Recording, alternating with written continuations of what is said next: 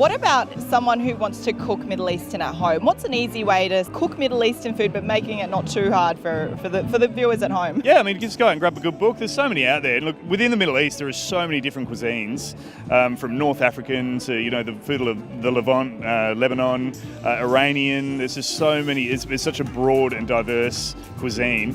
What are some of the flavours that you're incorporating to make it sort of your own? Yep, so, I mean, we just kind of deal with, it's very produce-driven food, and we just incorporate some spice in there and some elements from some classic dishes. What sort of spices? Oh, we use all sorts. My favourite, Aleppo pepper. I go nuts for Aleppo pepper. So it's like it's a Turkish chili that's really savoury and smoky and not too hot. It's incredible. But anything like that, Ras El Hanout, Baharat. There's all sorts of different spice blends that you can use for different approaches. This video is thanks to Schweigen, one of Australia's leading kitchen appliance manufacturers, famous for their silent range hoods.